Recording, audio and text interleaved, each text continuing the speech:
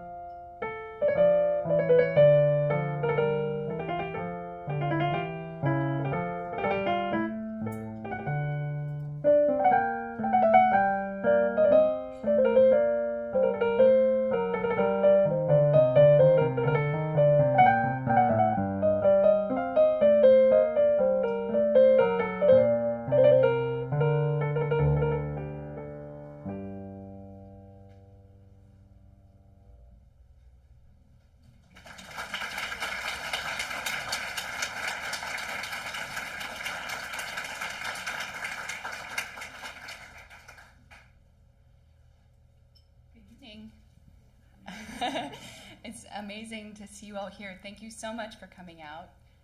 It's really a pleasure to be here this evening with all of you. I want to say a special thank you, give a special shout out to my friend Lon, who came here all the way from Austin.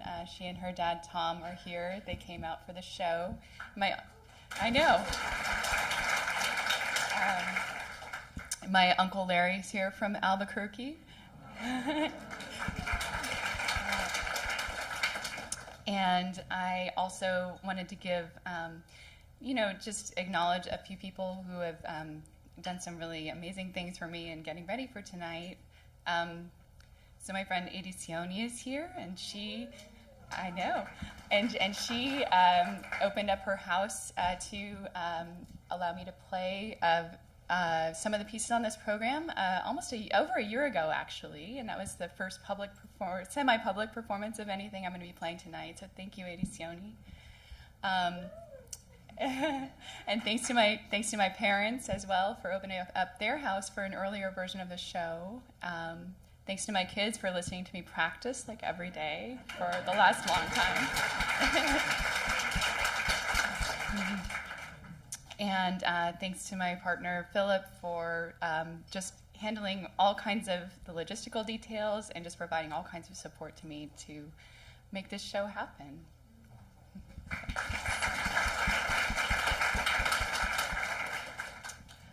So, about a year into the COVID lockdowns, when, that first big winter surge was happening, I turned 40. And, yeah, thanks. And actually, it was pretty anticlimactic, as you might imagine. I was kind of hoping for like a big party, go on a trip with friends, something like that. But instead, what I got was a lot of time to reflect. And in retrospect, I'm really grateful for that, All right, I'm not going to cry all night, I promise, just like a couple times.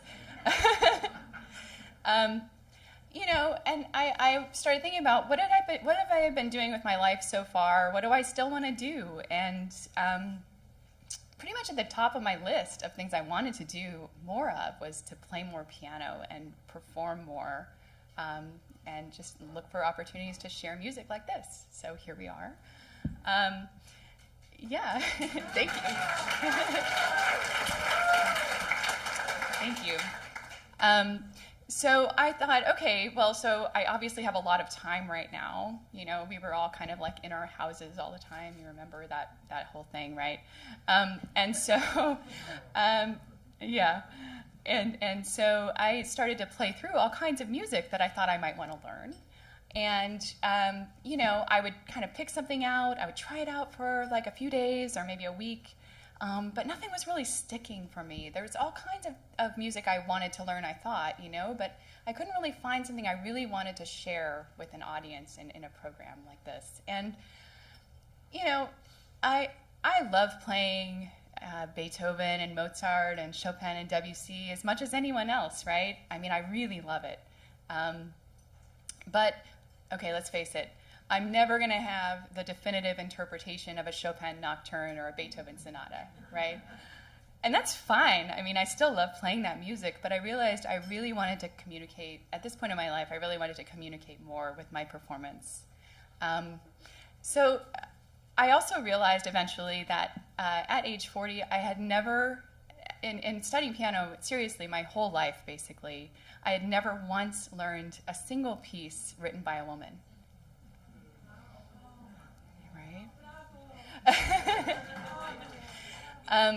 And I don't think that's an uncommon experience. I think that it's pretty rare, actually, to learn for pianists still to learn music by women. Not for everybody, but I think not everybody does that as they're kind of going along and studying.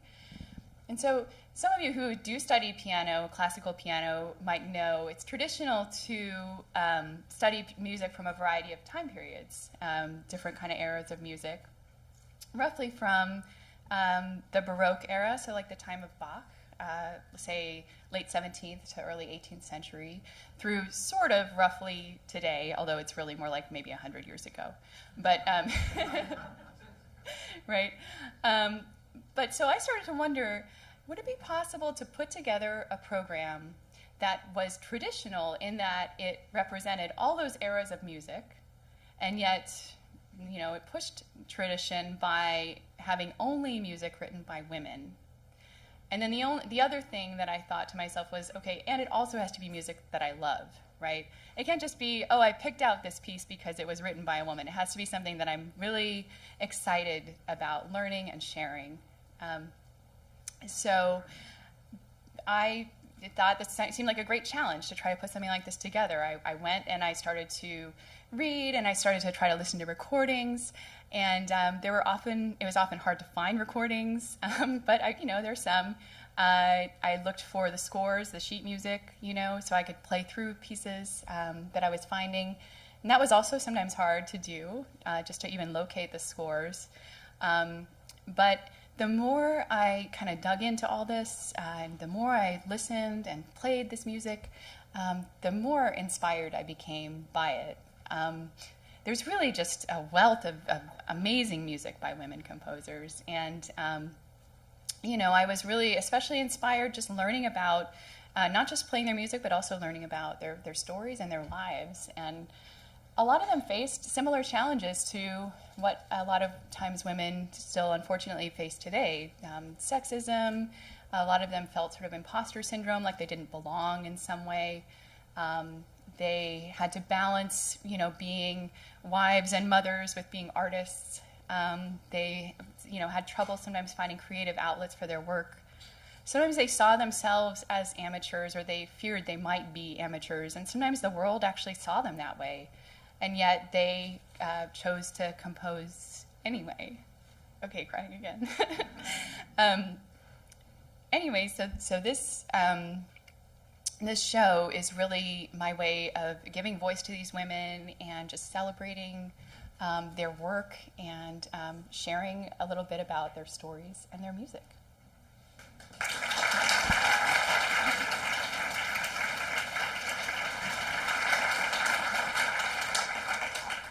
Thank you so much. So that piece that I started with was written in 1707, so very much in the Baroque era, written over 300 years ago. It was composed by a woman named Élizabeth-Claude Jacquet de la Guerre, and she was a French composer, as you may have guessed from her name, perhaps. She actually, so she was actually from a family of musicians, a family of harpsichord makers. When you go kind of that far back into music history, typically the women composers were either from like a musical family and they learned music almost as a trade. And a lot of those women actually were able to practice music really as a profession. And then sort of the other main group of women that you find when you go that far back were from like wealthy families, like even aristocratic or noble families sometimes. And both kind of groups of women had access to really the best possible musical training. So there really were women, achieving at a very high level in both performance and composition, even that far back. So back to Élizabeth-Claude Jacquet de la Guerre, whose name I enjoy saying. So she was a child prodigy, and she ended up serving in the court of King Louis XIV of France, the Sun King. And she was a court musician, and she composed music that was performed there at the court. And she ended up getting married to another court musician, Marianna Guerre, and he was an organist. And the two of them kind of lucked out because they escaped having to move to Versailles with the court. They got to stay in Paris because Marianne became the organist at Sacré-Cœur in Paris, which was a very sort of coveted position for an organist at the time. And Elizabeth taught, and she composed prolifically, and just she was really a working professional musician. So she wrote 6 keyboard suites, which were written for harpsichord. So a suite is like a collection of pieces, and in that time period, it was often a collection of pieces that were sort of artistic treatments of dance forms. So, like the piece I opened with was a rondeau, like a circle dance, the next piece. Let me back up for a second. So she wrote 2 sets of these keyboard suites. One was in 1687, published in 1687. The other was published in 1707. So the first set she published when she was newly married, and basically sort of embarking on her career independently of the court. And then the second set she wrote actually after having experienced really a horrible personal tragedy. So her husband and their 10-year-old son, passed away from they passed away from an illness. It was their only child, and so she was left on her own. But she continued to be a professional musician and to compose, and so she went on to create some more really great music. Sorry, my son just turned 10 this week, so it kind of hit me for a second. So the second piece that I'll play by Élizabeth-Claude Jacquet de la Guerre is called Chaconne l'inconstante. And so Chaconne is like a set of variations on a harmonic progression, and French composers at the time would sort of intersperse those variations with a refrain. And so in this case, l'inconstante probably means the inconstant lover. we are talking about the French court here, right? It's the sort of thing maybe they would like to talk about. But so what you'll see in this piece, it's really, it's pretty catchy. In fact, I find a lot of her music catchy, which is kind of a weird word for 300-year-old music, but I still think it applies. So in this piece, you'll see there are kind of two contrasting characters. So one is kind of represented by the refrain, and it's kind of like a, it's kind of grand, and it's in sort of a major tonality, kind of monophonic, so like a single melodic line. And then it contrasts with sort of like a more, like a kind of softer minor key with a little bit of major in it that's more polyphonic, so multiple voices, which is kind of what a lot of us associate with Baroque music. So here's Chaconne l'Inconstante by Élizabeth-Claude, Jacquet de la Guerre, written in 1687 when Bach was 2 years old.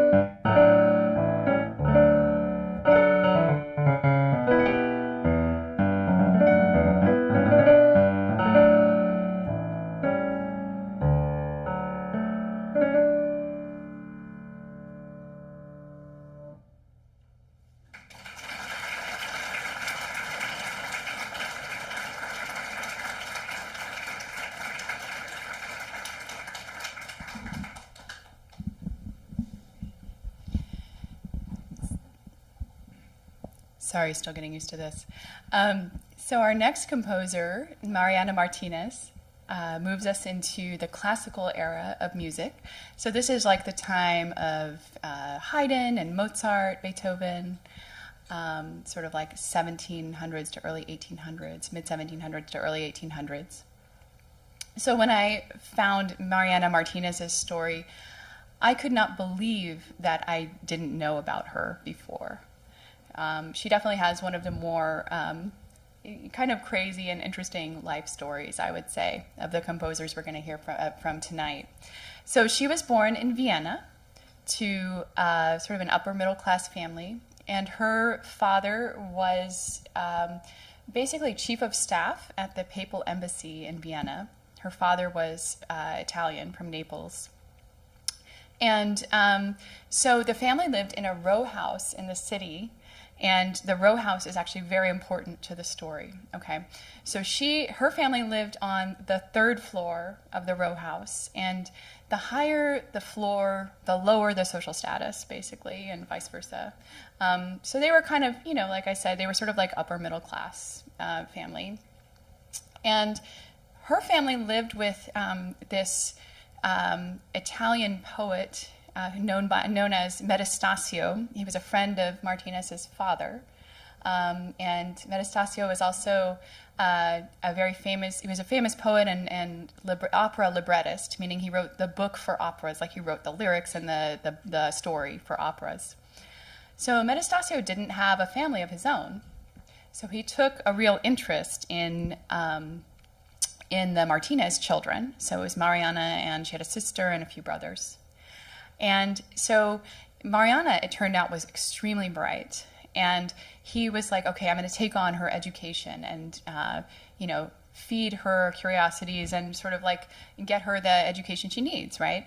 So she learned 4 languages fluently, reading and writing, English, French, German, and Italian.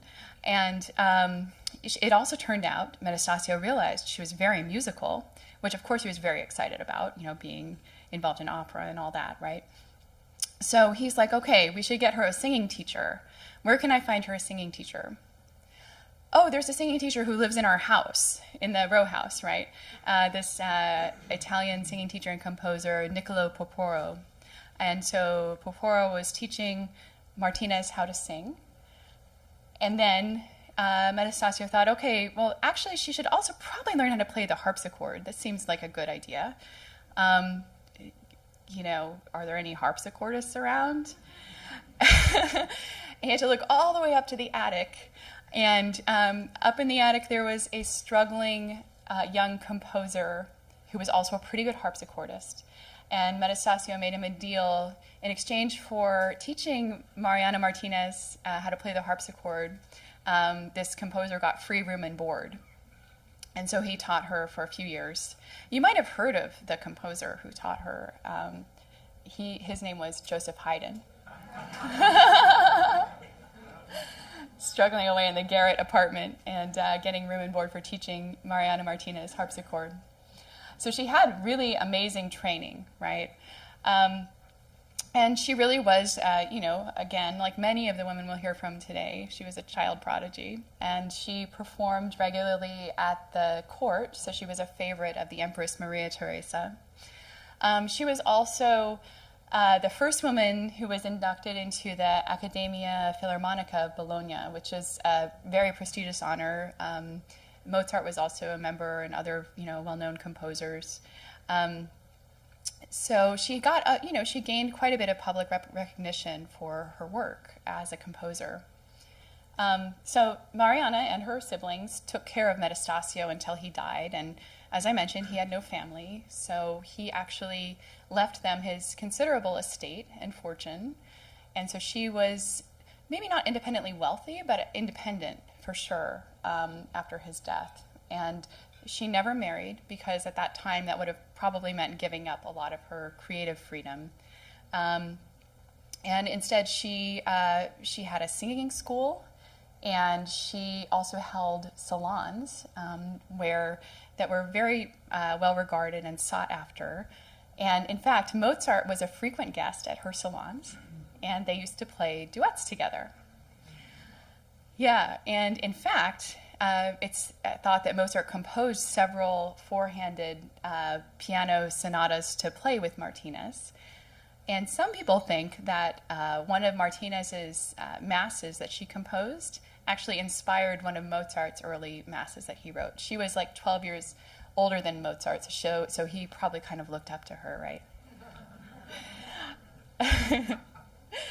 So, by the time Martinez died at 1968, she'd written over 200 compositions. We have almost 70 of them still, which is the most we have from any woman who composed in the classical era. And she wrote 31 keyboard sonatas, we think, but only 3 of those have survived, unfortunately. So I'm going to play, I've chosen to play the sonata in G major that she wrote. It's played less than the other 2 that we still have, possibly because it wasn't published during her lifetime, and it's a little bit harder to find, I would say. There are not I think there's 1 piano recording of this that I've found. There's a few harpsichord recordings. I should mention the earlier pieces that I played, the Chaconne, L'Inconstant, I don't think there are any piano recordings of that. There are some harpsichord ones, but it's kind of interesting. I think it actually works pretty well on the piano too. But anyway, so this sonata in G major was written in 1769. It's kind of an early classical style. It really was probably written for harpsichord rather than piano. And the outer movements require like a brilliant technique, like they're very quick. And then the inner movement, or the middle movement, is more lyrical and expressive, and it kind of gives an indication of Martinez's vocal writing style. She wrote a lot of music for voice as well. She was a very accomplished singer. So here is Marianna Martinez's Sonata in G major.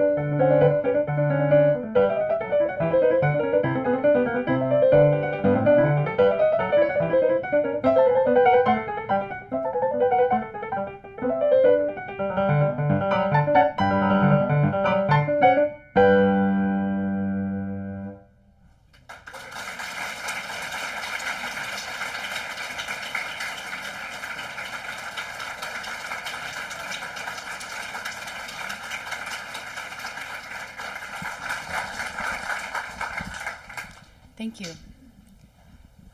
So our next composer is going to take us later into the classical period.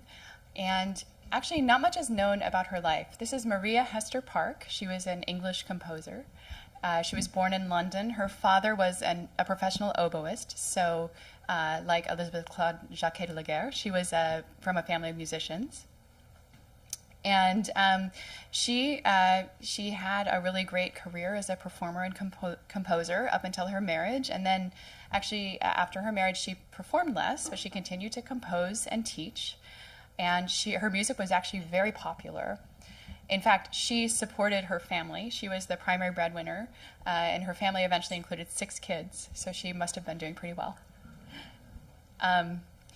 And really, very little is known about her beyond that. She primarily taught young women, and she primarily composed music intended to be performed in the home.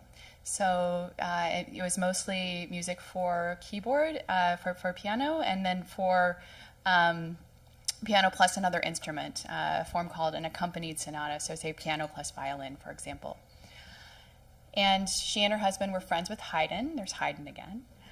And Haydn was a really friendly guy, I get the impression, actually.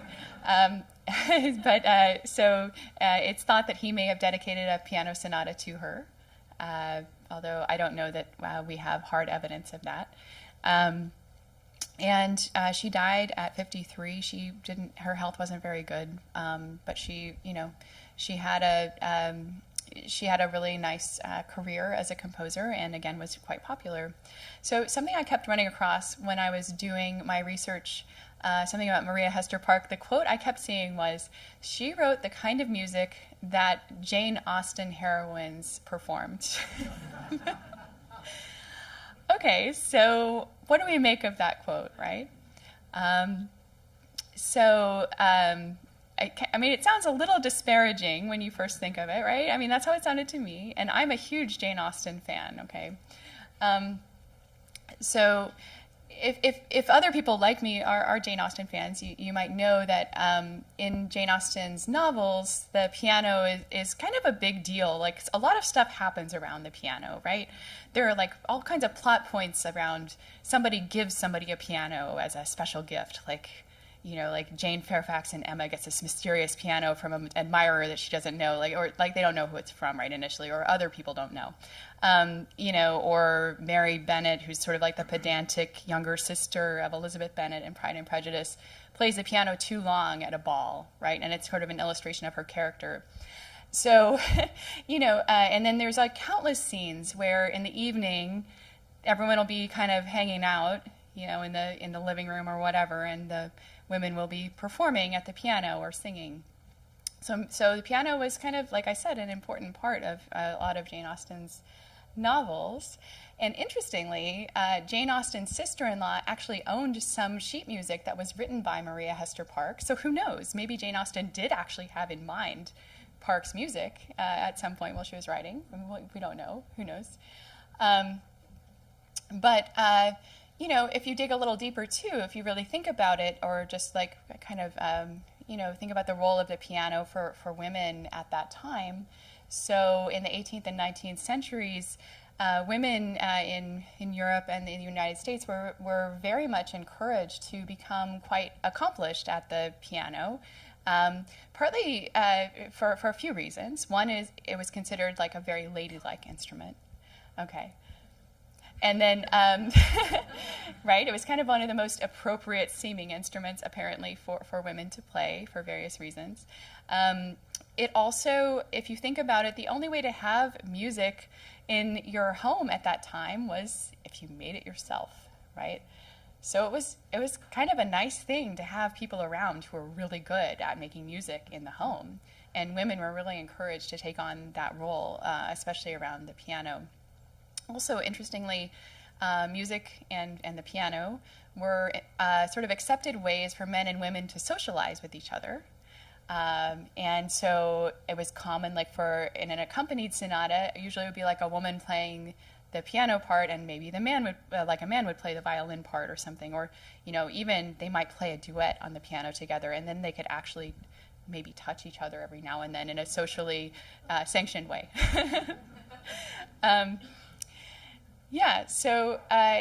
I really find music, Maria Hester Parks' music, to be just really fun to play. It's very, just very lively. It has a lot of great melodies. It has sort of these quick, lightning quick character changes, like operatic kinds of character changes almost. It really, this sonata that I'm going to play, it's in C major, written in 1796. A lot of people compare it to sort of Mozart's style, in that I think in particular it has sort of that great attention to like catchy, memorable melodies, as well as these operatic character changes. So here is Maria Hester Parks' sonata in C major, and I think you will agree that if Jane Austen heroines could play this, they were probably pretty okay at the piano.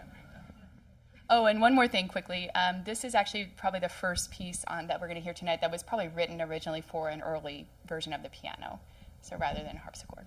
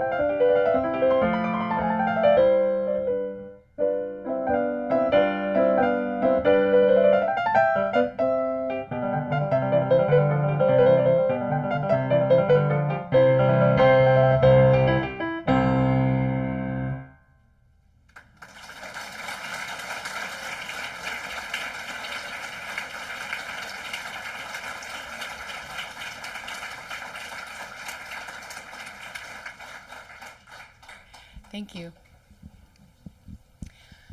So the last composer we'll hear from in this part of the program is one that maybe some people have heard of, Fanny Mendelssohn-Hensel. She was the sister of the composer Felix Mendelssohn, who you also may have heard of. Fanny Mendelssohn worked in the Romantic era of music, and she was kind of in the first part of that, so sort of in the up to sort of the mid 1800s. So Fanny was born in Berlin and lived in Berlin. She was born to a wealthy family who was extremely cultured. And in fact, her mother, Leah, was from a family of Bach enthusiasts. Actually, Leah's aunt had been a collector of Bach manuscripts. She had apparently an amazing library of Bach manuscripts. And when Fanny was born, Leah got very excited and wrote to her family that her new baby had Bach fugal fingers. So she had these long fingers even as a little baby, and Leah was like, oh, maybe she's going to be really good at playing Bach. This is so cool. And it was true, actually. She was really good at that and loved doing that. Fanny was 4 years older than Felix, and both of them were extremely talented musically, both child prodigies, and their family was delighted. They were so excited to have such musical children, and they gave them sort of every, possible opportunity to develop their musical talents. Actually, just another note a couple more notes about their family. Their family was really fascinating, really interesting. So Felix and Fanny's grandfather was Moses Mendelssohn, who was a German Jewish philosopher who was very famous. And another famous person that they were connected with, so their sister, Rebecca, was married to Gustav Dirichlet, which I'm mentioning because I know there's some mathematicians in the audience, and Dirichlet was a famous mathematician. There we go. And Dirichlet was a famous mathematician, of course, and actually wrote the first paper we know about in analytic number theory, which I mentioned because my father works in analytic number theory, so I thought he might like me to say that. Right. So Felix and Fanny were almost what you might think of as artistic twins. They were really, really close throughout their lives, and they really interacted a lot around their music. They were each other's inspiration. They were each other's best and first critic, they also had eerily similar musical ideas, even when they lived at a far distance from each other. They just seemed really connected that way.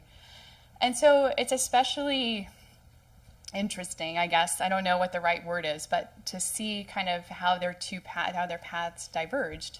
So Felix was really encouraged toward his path of becoming a professional musician, and he achieved world renown, right, as a conductor and composer. Whereas Fanny was told in her mid-teens that music couldn't be anything more than an ornament for her domestic life. Literally, that was the word, ornament, right? And so she basically did her best with that. So she held these salons at their home every other Sunday afternoon. I had heard about that before, that she held salons, and I was kind of picturing something like, you invite a few friends over and you play some music for them and so on. But no. This was basically it was like a semi-public concert series. We're talking like 200 or 300 people at her house every other Sunday. And she would pick out programs, and she would have rehearsals, and people would listen not just to chamber music, not just the kinds of like smaller works that you would envision having at a salon, but they would do readings of entire operas, or they would have concertos, or all kinds of just bigger things. And Fanny would often play, and sometimes she would play her own music. She would play the piano usually, and she also would conduct from the piano. So it was like this amazing concert series, basically, that she organized. nevertheless, so she had that kind of creative outlet, and she composed constantly. She composed a lot throughout her life. But as she, as time went on, she really started to just feel like limited by that. She really wanted to have a career in the public sphere as a composer. And she wanted to especially publish her music.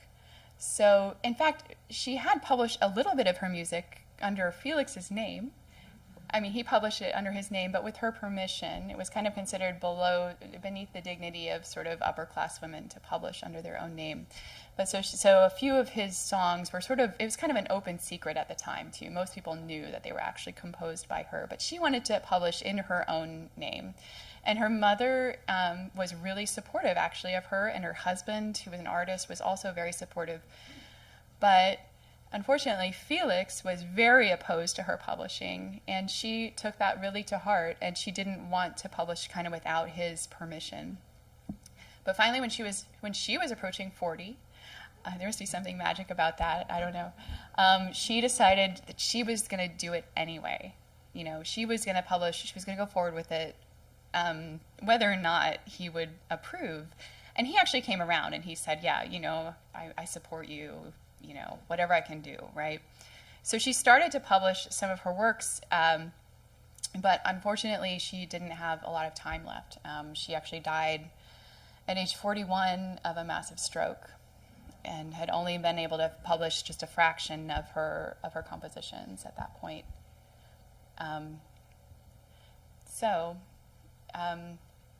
But now we know that she actually wrote over 450 compositions. So much, right? Mostly it's songs and short piano pieces. But she also wrote works for orchestra, chamber music groups, and for choir. She actually composed one of the first string quartets that we know about that was written by a woman, which is pretty neat. But yeah, she was really encouraged to work. So songs and short piano pieces were kind of considered, again, like the most appropriate forms for a woman composer, right? So that's kind of where she focused. But she had such a vast musical imagination. She just became like this master miniaturist. And it's like everything, every small gesture within these short pieces has just worlds of meaning in it. So I'm going to play a short piece for you called Mélodie, that's from one of her published sets. So just to kind of illustrate how much she could fit into like a very compact sort of piece.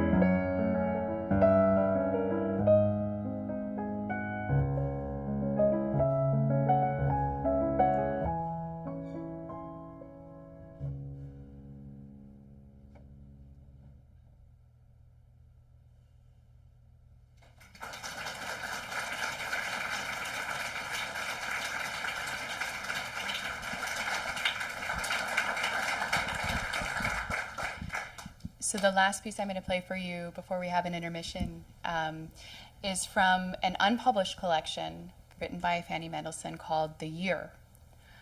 And this is a cycle of piano pieces, one representing each month in a year. And it's anything but a miniature. It takes almost an hour to perform the whole thing. But don't worry, I'm not going to play all of it right now. Some people say that this piece, or this cycle of pieces, was inspired by a year that Fanny spent with her family in Italy when she was in her mid-30s. It's certainly true that that year was very important to her in terms of her resolve to become a professional composer, to become more of a professional. This piece is also this cycle is really interesting because there are two versions of it. So she wrote the first version in 1841. Actually, she gave it to her husband as a Christmas present. And then in 1842, she actually created sort of a revised version where she made the pieces sort of more connected with each other. It was kind of like more unified. And that version, her husband, I mentioned, was an artist, and he actually illustrated each piece. And they put it in this beautiful bound volume, and like each piece had a different color of paper that it was on. It was all very deliberately chosen and just completely beautiful, beautifully done. So I've told you there's the two versions. The first version from 1841 was finally published in 1989. Okay. And at that point, no one even knew about the illustrated version. And that one was only discovered after the first one came out. And then they found this sort of illustrated version, and that one came out, that one was published in 1998. But even crazier, the bound and illustrated, this gorgeous manuscript of hers, it had been passed down through the Mendelssohn family for generations, right? And along with some manuscripts from Felix. And basically the family would cast lots to see which branch of the family would get Fanny's manuscript of the year versus some of Felix's manuscripts. And the losing branch would get Fanny's manuscript, right? But it's actually just so stunning. I had no idea this music even existed before I started this project, but this is a just absolutely stunning cycle. The piece that I chose is actually from the original version. It's the only piece that she completely replaced in the revised version. So I felt like it's a good one that can kind of stand alone. The ones from the newer version really are like a whole cycle of pieces. So the piece I'm going to play is June, the month of June. It's a serenade. And you'll see it kind of starts out with this feeling like it's kind of going to be a miniature. And then at some point, it just kind of, okay, not again. At some point, it just kind of breaks free and flies. So this is June from the original version of The Year by Fanny Mendelssohn.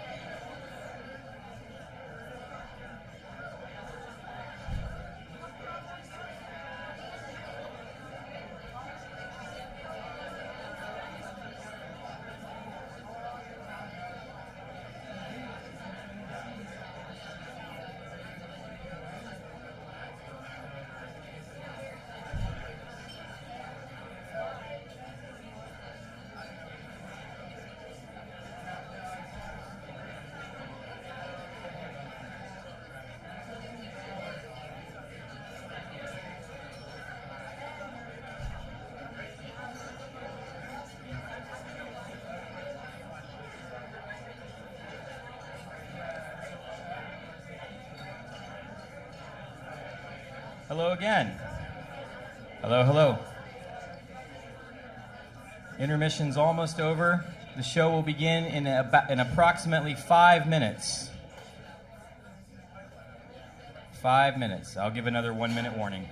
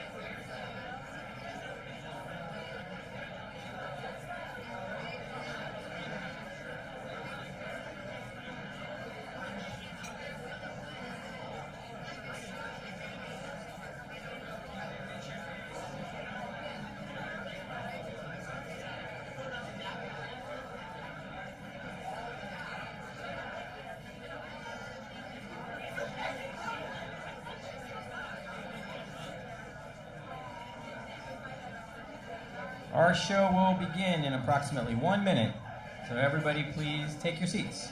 Thank you.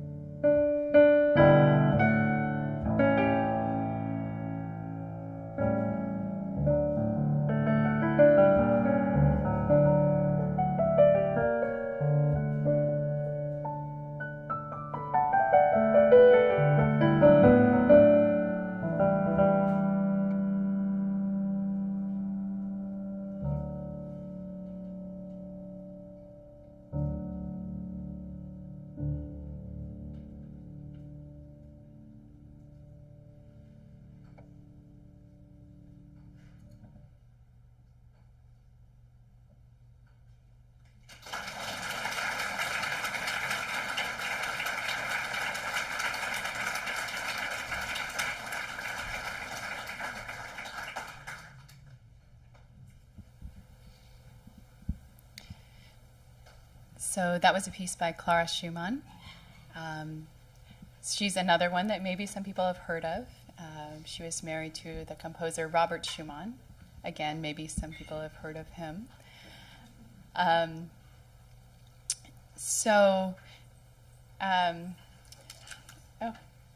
didn't use my notes at all in the first half. But I'm just going to look for one brief second.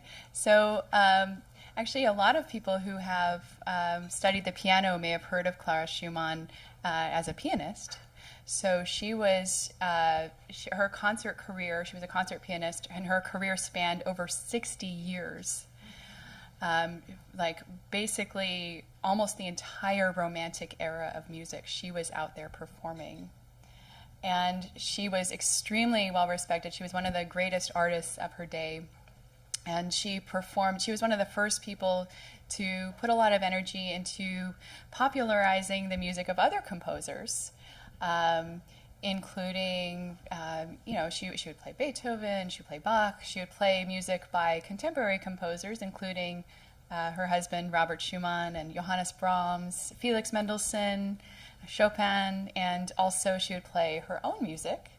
It was very common at the time for performers to also compose, and she was also a well-regarded composer in her day.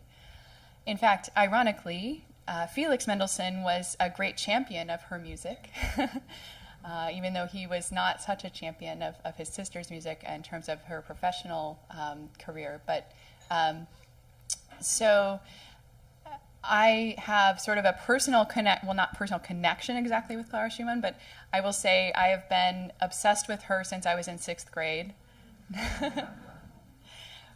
We had a project in one of my classes where we were supposed to write a play about a historical figure, and I chose her because I was learning the piano, right? And my teacher had told me that Clara Schumann was the reason that all of us had to memorize all our music. Maybe I see some people nodding. Maybe others have heard this story, which is, pretty much the case. She at least really made that a common practice for pianists to memorize the music that they're performing, unlike other classical musicians.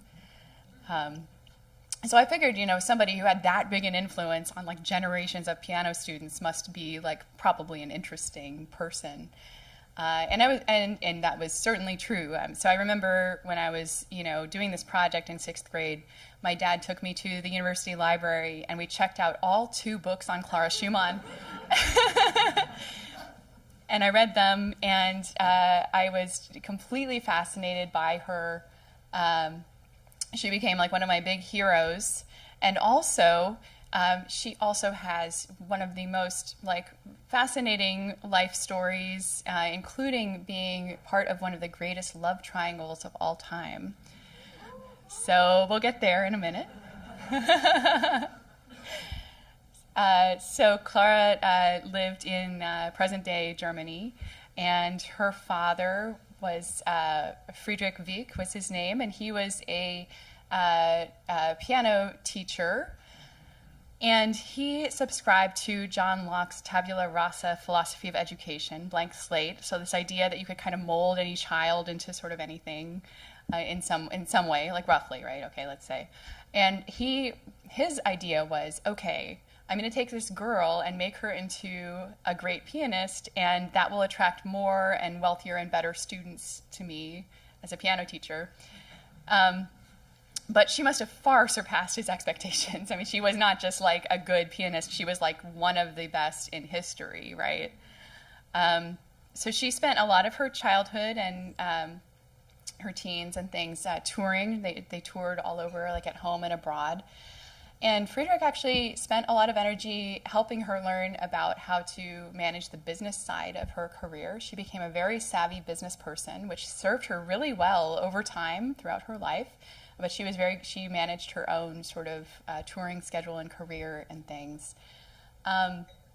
Eventually she fell in love with her father's student, Robert Schumann, her father's star student. And they wanted to get married, but Friedrich was vehemently opposed against the match. And they actually eventually had to sue for the right to get married, which they did eventually get married. And okay, so I have to say, when I was like a preteen, like reading about all this, I'm like, man, this Friedrich, like, he was like a cruel tyrant. He's standing in the way of true love, and this is just terrible, you know, how he treated the couple and all this stuff. And I mean, there were definitely some pretty bad things that happened, but at the same time, like, now I look at it and I can kind of see his point. I mean, a little bit, right? I mean, you know, you look at it and basically she wanted to get married to this older man who was like completely brilliant, but also very unstable. And you know, there was this, you know, she probably was going to have to give something up in some way to do that. But so, you know, she had a very rich life in many ways, being married to Robert, but also one that was really full of heartache. They had 8 children, and 4 of their 8 children actually passed away during her lifetime. And then also Robert he was suffering from tertiary syphilis,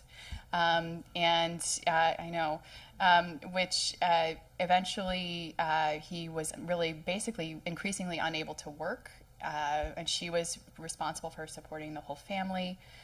And then he eventually was institutionalized. He was in a mental institution for the last part of his life.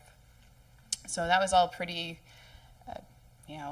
tragic and pretty horrible. And Clara, throughout this time, had to really be sort of a rock for her family and just go out there and, you know, have her career and support everybody. The other thing that I didn't know so much about, I don't even think I picked up on this when I was a kid reading these books, but for a large part of her marriage, they only had one piano in their house, and it was prioritized for use by Robert for his work.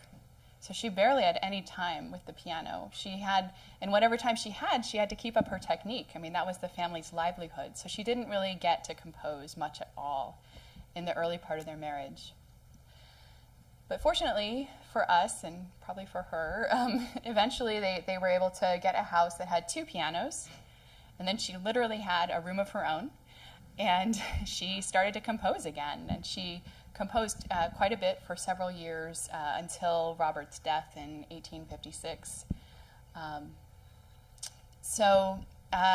Around the time when she was doing all this composing, okay, this is the love triangle part, okay, she met Johannes Brahms, who was Robert's student, and he was 15 years younger than Clara, but they, and there's been this sort of endless speculation about their relationship, okay, and I wish I could tell you I would be able to settle every question anyone has about their relationship, but that's not going to happen tonight. I mean, in some ways, it doesn't really matter that much, except to know that they definitely loved each other their whole lives. They were great friends. And it was all kind of complicated by the fact that they also both loved Robert, and he was an important person, the important person in both their lives in some sense, too. There are hints that Brahms broke Clara's heart, and there are more than hints that she inspired him in every possible way musically. He said that all his most beautiful melodies were inspired by her. So some people, a common question about Clara Schumann is why she didn't compose much after Robert's death. She lived another 40 years after he died, and she never remarried either. But so part of this was probably time. She was supporting her family, which at this point, it was not just her kids, but some of her grandkids that she was in charge of supporting. So she was touring like all the time, trying to support her family. She did have some unpublished works that, have been uncovered. So she did compose at least some. Apparently, she also used to improvise every day at the piano.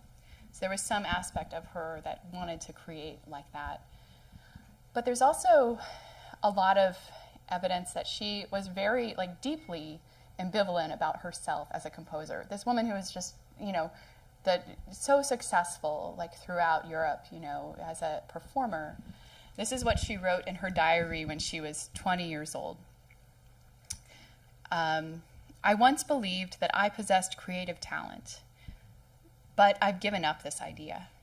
A woman must not desire to compose. There's never yet been one able to do it. Should I expect to be the one? Right? I mean, today we might call this something like imposter syndrome, right? It's like, how could I don't belong there, right? But that's something that she felt very acutely. So the first piece that I played for you was from a set of 4 fleeting pieces that she wrote for her half-sister, Marie Wieck, who was also a pianist. And the next 2 pieces are from a set of romances that she wrote and actually dedicated to Brahms. And these were written in 1855. And these romances are pretty wonderful and amazing, I would say. But so the first one is especially poignant because she wrote it on a day when Brahms was visiting Robert Schumann in the mental institution where he was living. Clara wasn't allowed to visit Robert until he was close to death because it was believed that it upset him too much to see her. So she was sort of at home, and Brahms is off visiting Robert, and she wrote this piece. Brahms actually is known to have performed this one publicly, and to me, it's very reminiscent of some of Brahms's, masterful late piano pieces. And then the last piece I'll play by her is a little lighter. You'll be happy to hear. It's basically kind of a study in perpetual motion, and it really showcases Clara's virtuosity as well as her artistry.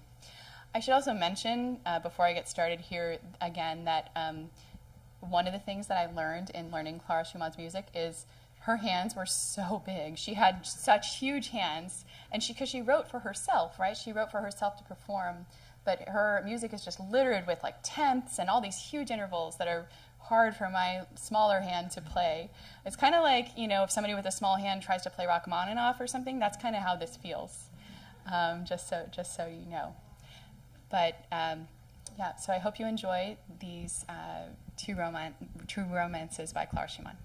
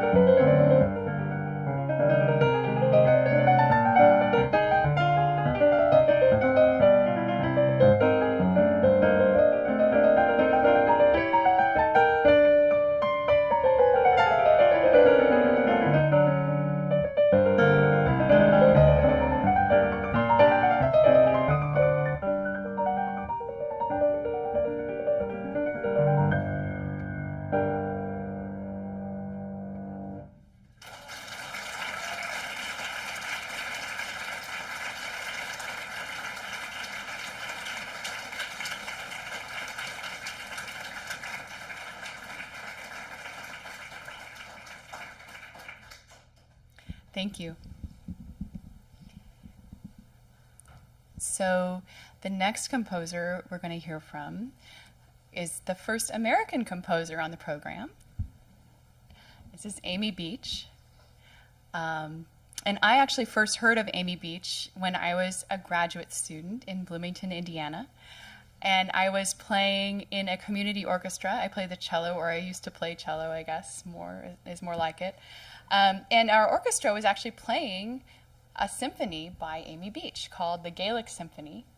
This was the first symphony written by an American woman, and it was premiered by the Boston Symphony Orchestra in 1896. And we were learning this piece. We'd been rehearsing it for weeks, and suddenly the conductor announced at rehearsal, okay, this movement is too long, and we're going to make some cuts. Okay? And he's like, so the melody gets, she just like takes a melody, and then she just repeats it in a different key, and so we're just going to cut out that whole part where she does that. You know, and if you're a musician, you might know that, I mean, it's kind of a standard technique when you're developing a musical idea to try out a melody, you know, play the melody in a different key. That's part of development a lot of times, and certainly we'd played plenty of long symphonies before, and this hadn't been a problem. So, I mean, I concluded that it was probably because this was a symphony written by a woman, so, you know, that we were going to make this cut. So I went home, and I spent hours doing this. I crafted a scathing critique of this decision to make this cut. And then, okay. And in one of my first major acts of public defiance, I emailed it to the entire orchestra. You know. Thank you. You know, I felt like it was, you know, it felt like really important to me. And although the cut decision stayed, and we actually played the music with the cuts, which was awful, I hated doing that. But at the same time, I remember it kind of fondly in a weird way as one of the first times that I actually stood up in public for something that I cared about. So, thank you. So Amy Beach was born to sort of a middle-class family in New Hampshire, and her mother was very musical. Her mother's whole family was very musical, and Amy was okay, this is like a common refrain in this show, right? She was a child prodigy, but this is like she was an infant prodigy. So by the time she was 1 year old, she could accurately hum 40 songs in the original key that she had heard them in. She had perfect pitch. When her mother would rock her to sleep at night and would sing her a lullaby, when Amy was a toddler, she started harmonizing with her mom. And when I was reading about this, it was like, you know, it was kind of eerie. Like when people would hear this, or like even her mother thought it just was like, wow, what is going on here with this child? But so her mother was able to sort of work with her, you know, when she was very young, and, you know, try to develop her talent. The family ended up moving to Boston when Amy was 8. It was for her father's job, but it ended up being a really lucky break for her because Boston was such a culturally and musically rich city. And she was able to do things like when she was 8, she started going to concerts all the time. She had wonderful teachers. This is one of my favorite little tidbits about her. She actually joined a girls' book club when she was, I think that was more when she was 12 or so, and it had just gotten formed. And the same group of girls and then women kept meeting for 75 years. So like really lifelong friends, and she kept in touch with them. Like she wanted to attend like their 60th, you know, reunion meeting or something. So anyway, she made like amazing friends. She was really embraced by the musicians of Boston. Boston was a pretty progressive city even back then, and so she made her debut with the Boston Symphony Orchestra playing the piano when she was 16. She went on and toured and did some concertizing for a couple of years. And then, when she was 18, she got married to Dr. Henry Harris Aubrey Beach. And he was a world-famous surgeon from Boston, and he was also 24 years older than Amy, okay, which was pretty I mean, that was, you know, relatively common back then in some ways. But so the thing was, you know, he was really a big fan of her music, and he basically offered her, like, space to continue her career as a composer and just continue, like, focusing on that basically full-time. But there was there were some pretty big caveats. They were kind of a big catch. So she wasn't really able to perform in public much after her marriage. She just performed basically for charity events once or twice a year. And I think this is a thing that was hard for her. She really loved performing, actually. The other thing was she wasn't allowed to study with a composition teacher or have any kind of, instruction in composition. And so as a result, she was basically entirely self-taught as a composer, which is pretty remarkable, honestly. So her husband died in 1910, and she was in her 40s. And after that, she decided she wanted to go travel and play concerts and also compose. And so she traveled around Europe. She traveled around the U.S. She concertized, she gave lectures, she taught, and she was like kind of a very celebrated figure, like very known, especially around the U.S., as really one of the first American-born and trained composers. So a lot of people would go over to Europe because that was sort of seen as like the place to get, you know, your education in music. But she kind of learned everything she knew here, and mostly was, again, self-taught, at least with regard to composition. But anyway, so she led this sort of flourishing musical life after her husband passed away, and she lived for like another 34 years, and she never remarried, just saying. So Amy considered herself first and foremost a pianist, and she wrote a lot of music for solo piano. She also wrote a lot of songs, and in fact, she was very popular, as I was mentioning. One of her songs, which was called Ecstasy, she wrote it in 1892. Using the royalties from that song, she built herself a summer cottage on Cape Cod. That's like how popular she was. I know. So she wrote a number of songs and piano pieces, and then orchestral works. She wrote in lots of different genres. But so the piece that I'm going to be playing by Amy Beach is called Dreaming. It's from a set of sketches that she wrote, 4 pieces. Each of them is inspired by a line of French poetry. So this one, the poem is by Victor Hugo, and the line is "Tu me parles du fond d'un rêve." You speak to me from the depths of a dream. And this piece is romantic in every possible sense. It's even sentimental, but I think it's gorgeous. It's really beautiful. So here is Dreaming by Amy Beach.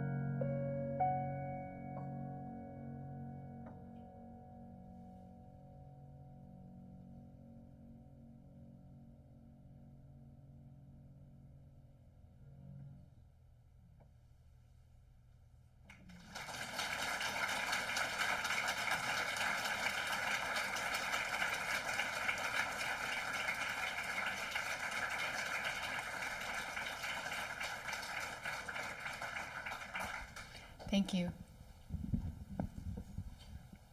Oops. There we go. That's a little better. Not standing on the chord is better, I think, right? So our next piece, or our next set of pieces, is by a composer named Lili Boulanger, who worked in the early 20th century.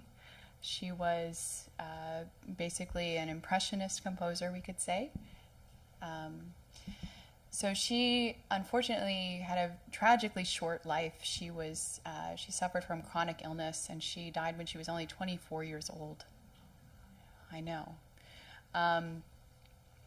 But she was the daughter of a composer, Ernest Boulanger, and a Russian princess.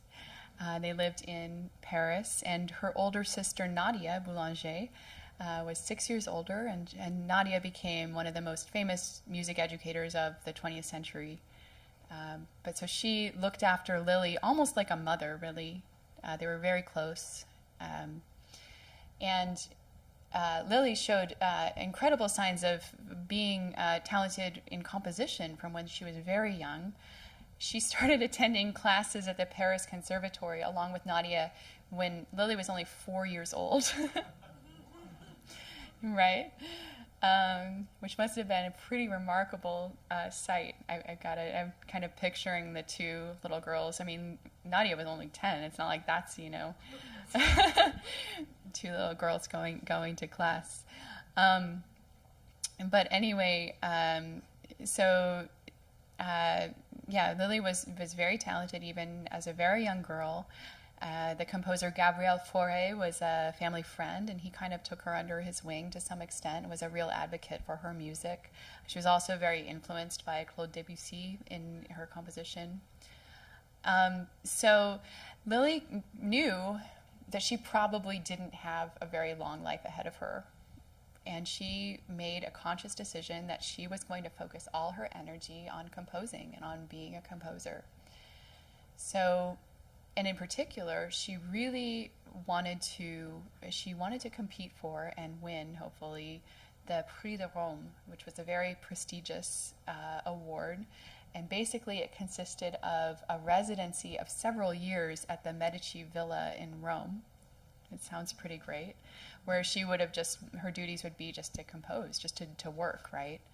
And also, it almost certainly guaranteed publishing contracts, almost certainly guaranteed a career as a professional composer. Her father had actually won this prize many years before, and her sister Nadia had competed 4 times for it before giving up.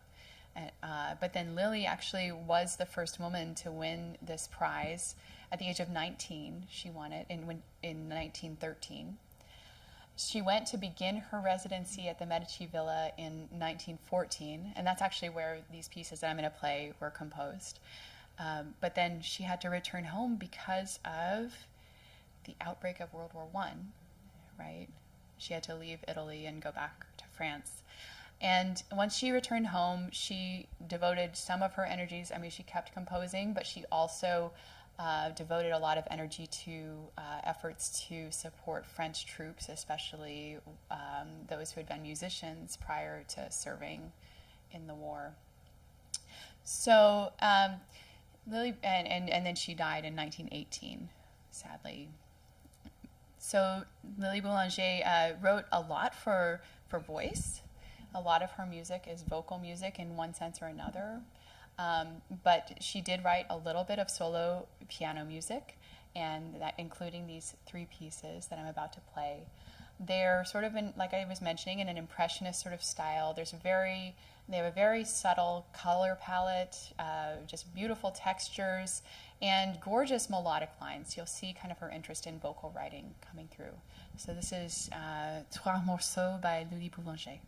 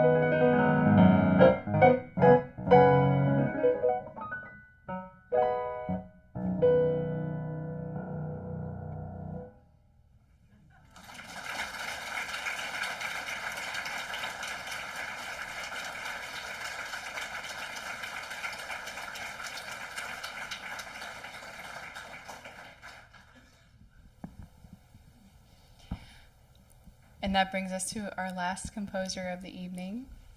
All right, and I'm going to insert a sort of unscripted joke here. So I have a confession to make, which is that my kids and I sometimes watch reality shows, like really silly ones. Right? And we've been watching this one called Ultimate Beastmaster, which is like an obstacle course one. I know, really silly, but strangely entertaining. I just want to say, playing a recital like this with so many different time periods of music and having to shift gears and sort of like, in that, it's like every person, they have all their ratings, like speed and agility and like, strength and all this. Anyway, so this like calls on all of that. I kind of feel like I'm doing Ultimate Beastmaster a little bit. In a good way, though. Like, in a good way. I'm loving every minute of it. And you all have been such an amazing audience. Thank you so, so much again for being here and being so wonderful. It's been so fun. So I claimed at the beginning of this program that I was sort of subverting a traditional recital, right, in some ways. But there are ways in which this is a very traditional recital still. Okay, so for one example is that Florence Price, the composer that we're going to hear from next, is the first woman of color to be represented on this program. Okay, and another thing is that Florence Price and Amy Beach are the only two non-Europeans to be on this program. And this is reflective of various kinds of biases, including a lot. It reflects who was allowed to sort of play and perform and learn art music and compose it, and whose music survived, right? So another way in which this is a very traditional program is that the newest piece we're going to hear, which is the next one, is almost 100 years old. And there's so much wonderful music written by women in the last 100 years, and maybe sometime I'll do a program looking at that. Like, I would love to learn some more of that music. But I wanted to really, for this program, focus on the time period that sort of looking at women's lives, paralleling and intertwining with the lives of male composers that are kind of the familiar version of music history that a lot of us have learned. So Florence Beatrice Price was born she was from Little Rock, Arkansas, and she grew up in a family that was a prominent part of Little Rock's African-American professional class. Her father was a dentist, and her family was involved in organizing lots of cultural events for the city. And she grew up sort of around a really rich musical and artistic and literary kind of background.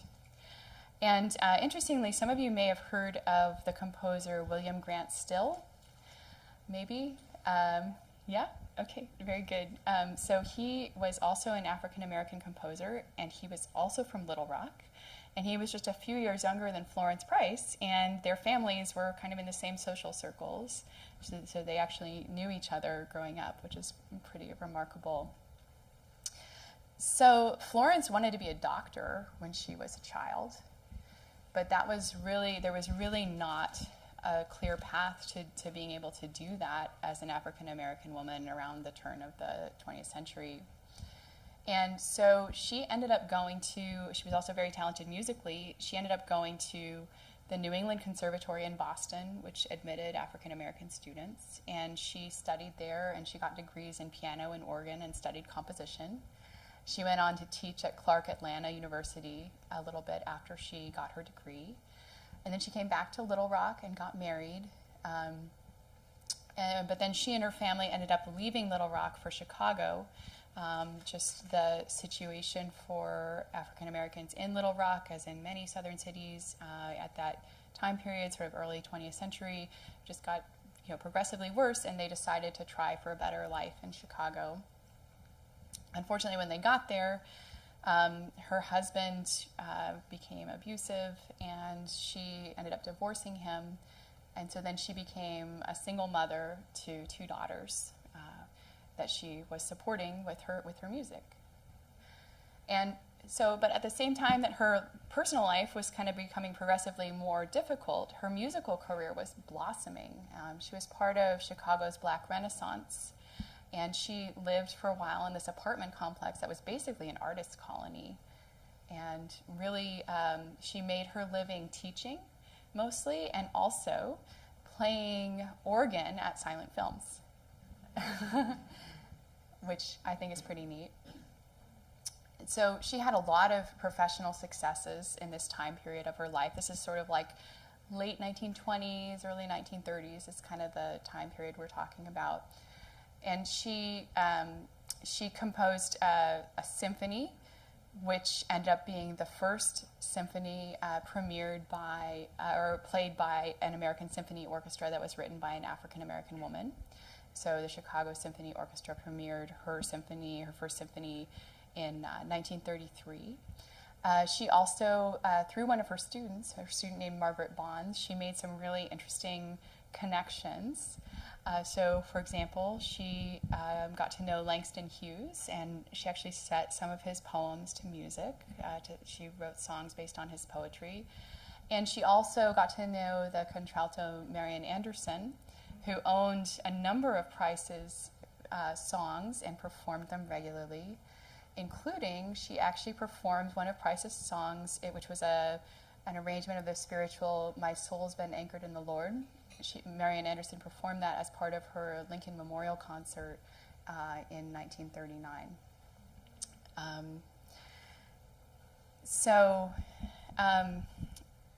Despite all these successes, Florence Price had a difficult time getting her music published, and she also had difficulty getting it performed outside of Chicago during her lifetime. It was a matter of time and connections and just dealing with pervasive racism and sexism, right? It was very difficult for her to gain recognition beyond her immediate circle. And at the time of her death in 1953, she left a lot of her works unpublished. There was, and most of what she had written was thought to be lost for a long time. Until in 2009, okay, I know, yeah, more than 50 years later, someone bought a house outside of Chicago, and they noticed there were all these like boxes up in the attic. And it turned out it was the house that Florence Price used to spend summers in. And these boxes had a bunch of her unpublished manuscripts in them. Just like a pretty stunning discovery. And luckily, the person who bought the house, they realized this might be something important, and they kind of turned it over to the university, right? So some scholars could kind of take a look, but people are still kind of going through all that music and piecing it back together, and some of it's just getting published, like in the last year or two. I know. It's pretty amazing, right? What we could have lost entirely, right? We maybe have a chance to get some of it back. So the piece I'm going to play is from 1929, and it's called Fantasie Nègre, which is Black Fantasy. And it is a fantasia on the spiritual sinner, please don't let this harvest pass. And sort of in its religious meaning, it's about salvation, right? So like salvation of the soul. But it also has, I think, a really profound sort of maybe more secular meaning, or just general meaning of, making the most of our time, right? Don't let this harvest pass. Don't let this time pass you by, right? And that seems very apt to me thinking about Florence Price's life, but also I think it's especially moving because she wrote this piece for her student, Margaret Bonds, who was only 15 years old at the time. And Margaret Bonds was also an African-American woman, and she also went on to a very successful career as a composer. So Bonds actually premiered this work in 1932, which is exactly 250 years after the first piece that we heard was written, which is kind of cool. But when Bonds did this premiere, there was actually a ballet choreographed to this piece, which I find remarkable. It was really kind of cool to try to imagine. I mean, that's been lost, unfortunately. But you know, this piece is it's really one of my favorite pieces that I've ever learned. I'll tell you that. When I first heard it, I was just stunned by it, and I wanted to find the music, and I couldn't even find the score. I had to dig through YouTube comments to like find out where to get the music for this. And then I realized well into learning it that there actually were mistakes in the printed score, which had been sort of like noted somewhere that, oh, there might be some corrections. And so I tried to track those down, and that took a while too. But it actually turns out, yeah, there were some corrections, and they kind of make a difference to the overall piece. And none of the recordings I found actually incorporate the corrections. So that's kind of interesting. But anyway, again, I wanted to just thank you all for being such a wonderful audience. And I'm going to leave you with this piece, Fantasie Nègre by Florence Price. And I hope you enjoy it as much as I enjoy it as well. Thank you.